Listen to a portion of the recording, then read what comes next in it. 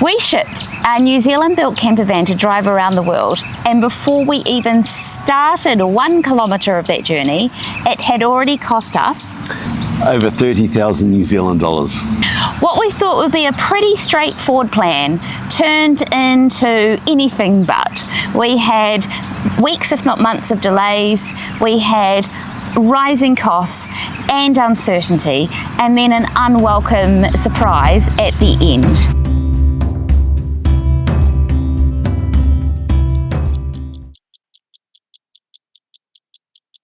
So this whole adventure started off as a dream. The dream became a goal, and the goal, to get the goal, you need a plan.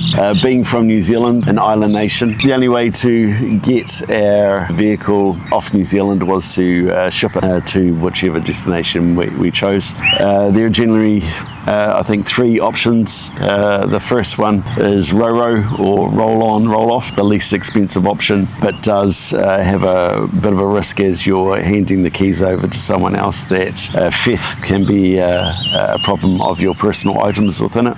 And we'd seen enough online of different people's YouTubes or vlogs or forum posts where that had been their experience, that they got their keys back at their destination, opened up the van and found it to be gutted.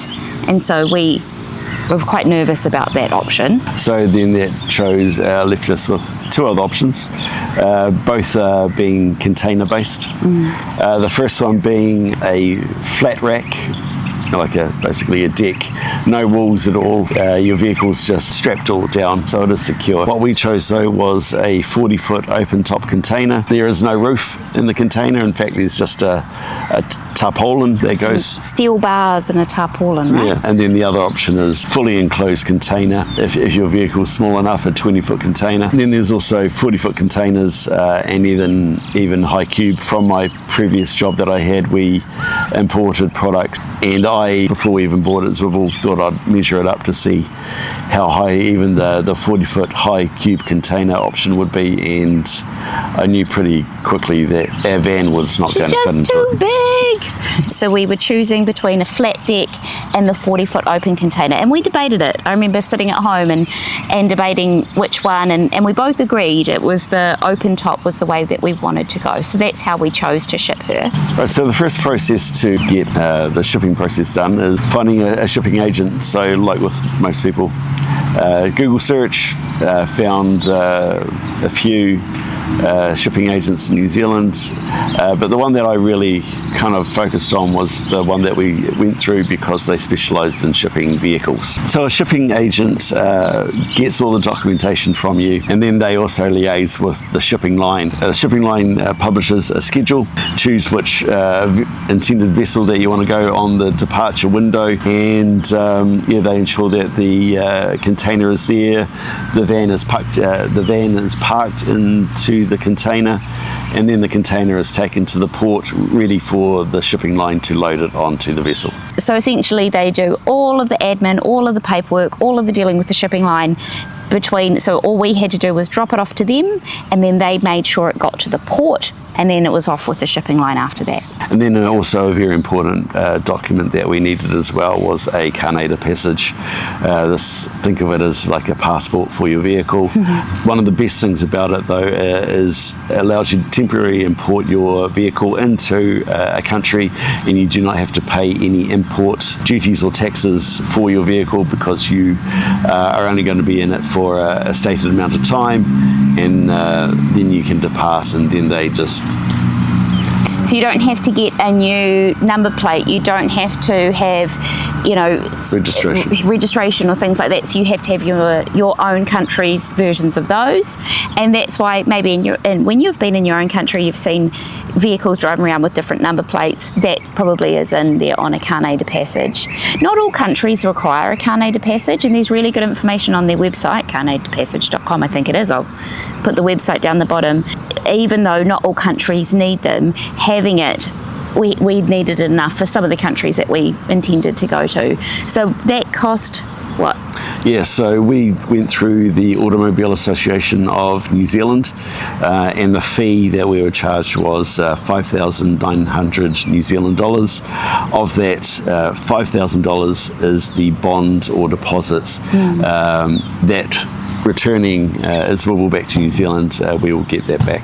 I dropped the van off in early December. I drove it, leaving our driveway and waving goodbye to Daryl, and I drove it over to the shipping yard and essentially gave it over. And at that point in early December, what I thought was going to happen, what we thought was going to happen, is that we would be saying sayonara, see you later, jumpalagi, whatever term you want to use. So we thought we would be picking up the van in late January in India. Unfortunately, that's not quite what happened. All right, so basically, as soon as she shipped, our shipping agent gave me a bill of lading. From that bill of lading, it's got the container number on it, and from that container number, I was able to go onto the shipping line's website and start tracking the container.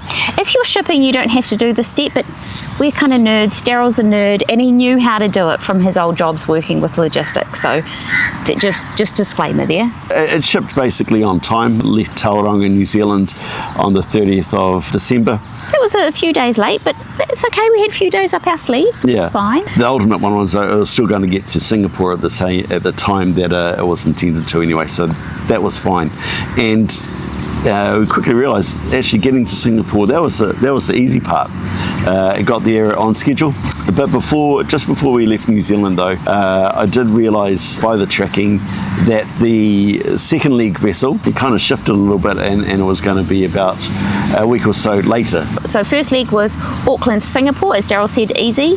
Second leg, Singapore to Chennai, so that's our second leg. So I realised it was being delayed by about a week, but they gave us a good little opportunity to go to Sri Lanka, because we wouldn't have been able to go to Sri Lanka with its wibble anyway, so it was like, it was almost a bit of a blessing in a sense. Yeah, so, we were quite excited. We were like, woohoo, now we can fit in Sri Lanka, and kind of that, as Daryl was saying, that was something that was not in our plan. We didn't think we were going to be able to do it. So we weren't expecting absolute perfection, but so, a little delay, 7 days or so, we're like, cool, let's make the most of it. And then got back to Chennai, then realised that through the tracking, of course, that its wibble was still sitting in Singapore, and she had also been rescheduled onto another sailing the week after. And so, okay, another week. But then very quickly that booking got moved again, that she was going to stay in Singapore for 2 weeks instead. And I was like, okay. And I think from there, that's when we chose to go to Nepal. While we were in Chennai, and so like Daryl said, there'd been these delays, we were using our time there to get organised. So we had already, before we left New Zealand, found a customs clearing agent in Chennai, and he was awesome. A customs clearance agent is almost the opposite of what our shipping agent in New Zealand did. When the container arrives in a foreign country, these are basically the local agent to help you clear customs and also deal with the port and that in your destination country to get your goods, basically. And India was never going to be super straightforward in terms of overlanding and shipping into. So we knew India was going to be a bit tricky in terms of importing a vehicle, not because of anything major, but just that it's not done that often. The customs clearing agent that we found had experience in importing a vehicle, but not a foreign registered vehicle. So he kind of knew the process and had enough context to be able to figure it out, but not everyone could. So when we were in India, so in those days when we were the first kind of set of delays before we went travelling to Nepal, we went and tried to sort out our insurance. We got a bit of a runaround, so realised it was best just to go and do that in person. So there was a lot of physically turning up at head offices in Chennai and just being like, hello, who can help us? We also got a kind of conflicting information. We had our customs agent, clearing agent, we had a couple of insurance brokers working for us, one of whom was so determined to work with us and help us because it helped his career, but he had absolutely no idea about what to do. And we would say things to him like, no, no, we've got a Carnet du Passage. We don't need a foreign register, because they kept trying to get us to go to the Ministry of Transport equivalents and register the vehicle, and that we had to be, and we were like, no, we actually cannot and do not want to do that, because then we'll have to pay import fees. We did get some contacts from some other YouTubers who have travelled through India, who recommended an insurance company. But again, the company's not the thing. You actually need to find the person, someone who has had the experience. So there was a lot of door knocking in Chennai, a lot of walking around, and we found the right company. Yeah, there were two of them in the end that we were, didn't actually, ultimately didn't need to make the choice, but there were two that we found. Actually, the real trick is because what we're doing, it's not an automated process or online, more manual. So because it's more manual, it's definitely you need to find the right person who knows the process and the steps that need to be done. Yeah. So we were feeling quite confident in our first couple of weeks in Chennai that we were getting organised. Like, we knew the van wasn't going to turn up and we'd get it the next day. We knew we needed insurance. We knew there were things that we needed to do. But, it was starting to feel like things were falling into place, which was really good. Yeah. Then we got the news that we had another delay. So then Swivel did get on to a second leg vessel, started heading towards India, but all right, so as the vessel left the Straits of Malacca, instead of going in a direction that was more towards Chennai, it went directly west to Sri Lanka. And I was like, oh, okay, all right, maybe it's just changed. It's going to Sri Lanka first and then to Chennai. It did go to Colombo. We do have an air tag in Swivel as well, so I did see it arrive in Colombo. And instead of heading due north to Chennai, it ended up going straight back to Singapore again. And as you can imagine, there were a little bit of colourful language that happened that morning. And just one thing, just when Daryl says I saw the tracking, like, he was tracking the ship every day, but we had no communication. At this point, Daryl then contacted our New Zealand and our Indian two agents. We had people in different countries working with us at this point. Neither of them knew about this change. Indian shipping agent was like, Indian customs clearance agent was like, you need to get onto them, blah, blah, blah, blah, blah. But it was our New Zealand shipping agent's job to do that, because he was the one that had the contract essentially with the shipping line. Yeah, we paid the bill to them. So then we got an even more devastating set of information, is that Swivel was going to be even more delayed. So were we in Nepal at this stage? Been to Nepal, come back to Chennai, and then because we could see the delays happening and they kept happening, we were like, we're going to run out of time to do our travel in India. So we had popped up to Delhi and Agra and Jaipur to make sure that we kind of got that northern part. And along the way we were like, it's fine, because when the van gets here we'll focus on southern India, we'll just visit the north by plane. We just kept on adapting. It'll be fine, we'll make it work. And it was when we were up in the north that we got the devastating news that Swivel, who had been sitting back in Singapore, at this point was not going to get on a ship until June. We dropped her off we were expecting her in January, dropped her off in December. And I think that's when you and I both went, this is getting far too hard. Thank goodness for WhatsApp. It allowed me to call a shipping agent in New Zealand, try and get this resolved.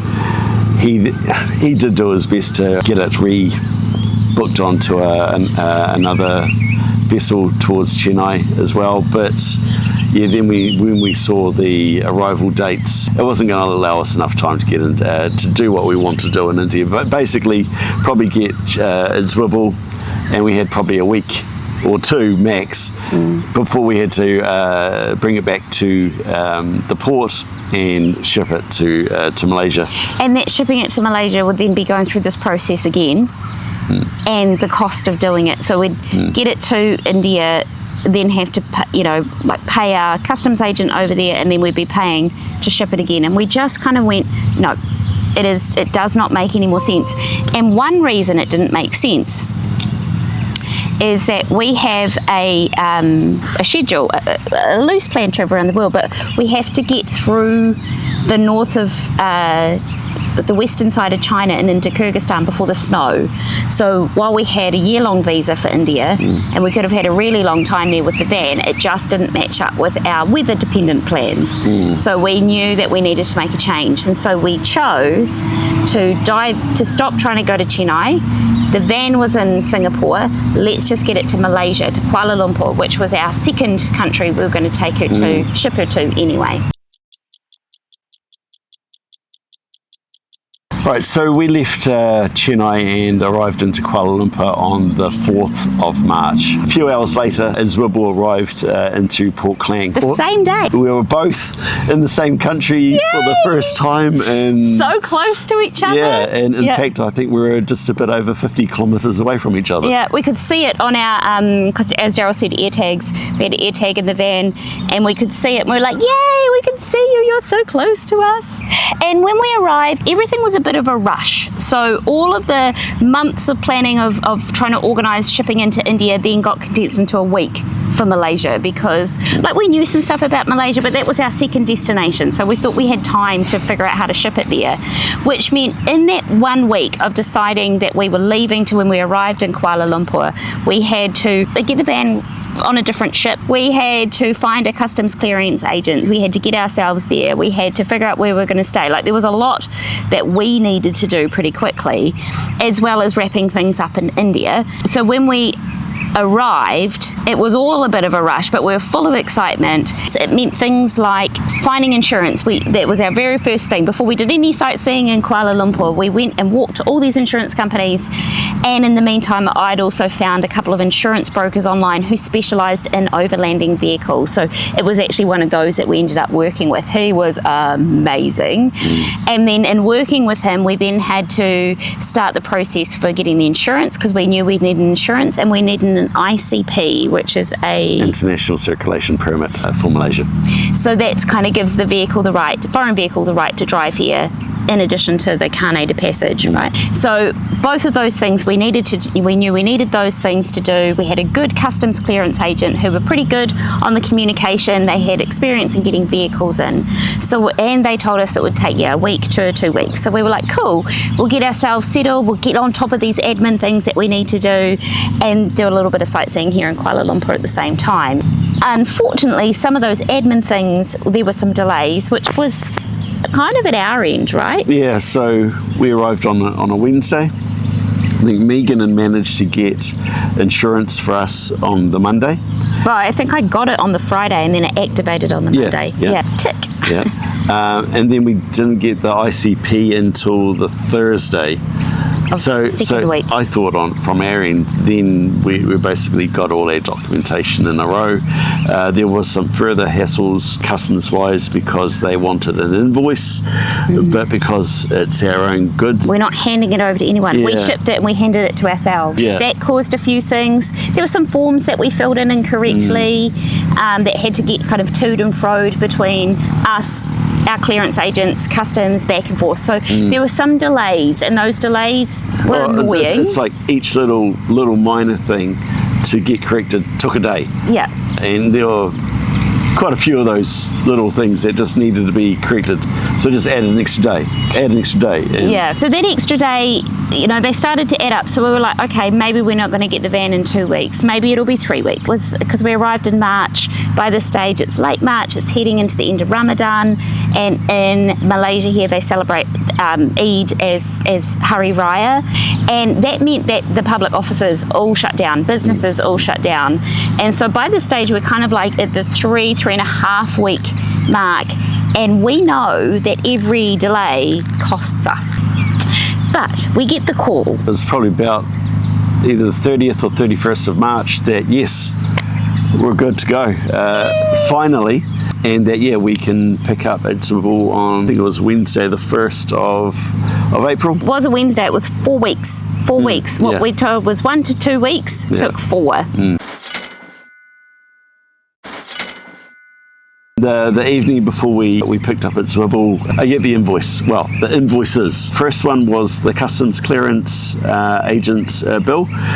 That one there, not a problem at all. That was basically exactly what I was anticipating. It was roughly, you know, give or take, or just a touch over 1,000 New Zealand dollars. Yay, paid it. Then there was the shipping line's demurrage charges. And before we get into those, maybe we just segue into what do you actually pay when you ship? So we've given you the big total number at the beginning. Let's break that down for you a little bit before we get to the demurrage charges. Yeah. So of that, a bit over 30,000 New Zealand dollars that I said in the intro. To make it easier, the first one was just under $6,000. That covered the Carnet du Passage. Of which we get 5,000 of that back when we return to New Zealand. But it is 6,000 out of pocket. Yeah. But we then spent another 16,000 New Zealand dollars. That was just to ship it from New Zealand to Malaysia. We had to pay insurance, shipping insurance. Yeah. Then there was marine insurance as well. Thank God we did. Yeah, we'll come to that in 1 second. Yeah. I think that was about 1,800 New Zealand dollars. So yeah, that's a nice little pretty penny in itself. And then you pay, so that's what we're paying our shipping agent, and then obviously the customs agents, customs clearance agents also need to be paid. And then they have these things called demurrage fees. Where it's such a two-sided story on I guess power. The shipping line with all their delays caused a lot of additional accommodation costs for us. And travel costs. Like we travelled, particularly in India, we travelled in ways that we weren't planning to travel. Like we flew, we went on tours. That was more than our budget was actually going to cover. But we were trading off time and money, and so we chose to spend the money to get the experiences while we were wasting time essentially in Chennai. Once the container landed in Port Klang, then the responsibility of the container shifted from the shipping line to us. So demurrage is basically leasing. The shipping line gave us 3 free days to basically clear the container once it landed. And then every other day that your container sits on the port, you essentially pay like it's demurrage, but it's like, think of it like a rental or a lease of that space. An extra charge. And so the charges escalate. So the first 3 days are free, then the next, let's say 7 days or something, then the next 7 days or something, and there's kind of tiers as they go up. Tiers. And it goes up. So by the time we had hit close to 30 days in Kuala Lumpur at Port Klang, we got the invoice for the demurrage, and it was a touch over 10,000 New Zealand dollars, which is huge. I just want to say, like, that's like we're planning to travel around the world. That's kind of the equivalent of 2 months of travel for us. So not only do we have to pay 2 months of travel budget for us, we've also had to pay all the accommodation costs, all the living costs of being in Kuala Lumpur for that 30 days, which we hadn't planned on and isn't cheap, because when we're in the van, our accommodation costs are reduced quite significantly. So we got the bill, we weren't happy with it because we wanted to see if there was any way to say, hang on a minute, your customs agents have been slow on this, they've been closed over the public holidays, over Raya, and talked about it with our shipping agent, and they said they'd look into it, but they didn't think there was anything that could be done. So we paid the bill. I think it's just one of those things that that's the risk, I guess, when you ship, and we had to pay that difference. But at that point, we paid it. Again, it was the night before we picked up the van. We went to pick up the van, and then... Now it's the 1st of April. We are about to pick up Interval. We're clearly very excited. You've seen on an early episode us picking her up. And as we got there, we talked to the customs clearance people, we walked over, we met the guy, and he said, I just want to show you there was some damage. And he shows us a video, and it's as they're revealing the tarpaulin, they realise that the top of the camper van is damaged, and the top of our camper van is where our solar panels are. Really, it was kind of a strange day, because on the one hand, we were so pleased to have the van, and on the other hand, it was damaged, and we knew that that damage could be pretty significant, because we built our van, we know what it all means. So we have 5 solar panels on the van, of which 3 of them are clearly damaged. And we have had people ask us on our other video why we're not emotional in that moment. Yes, it probably is a good question. I guess in one sense, because the container unloading people showed us the video of them undoing the tarpaulin. We knew they didn't cause it. So there was no point in no point losing our rag at them because they didn't cause it. Yep. Even now, I think that whoever did damage it probably has no clue at all that they even did it. I expect it's the cradle that physically picks up the container has gone into has picked up it, and must have been something there that is just compressed onto our solar panels, and just with the weights and forces of these of this equipment, I just.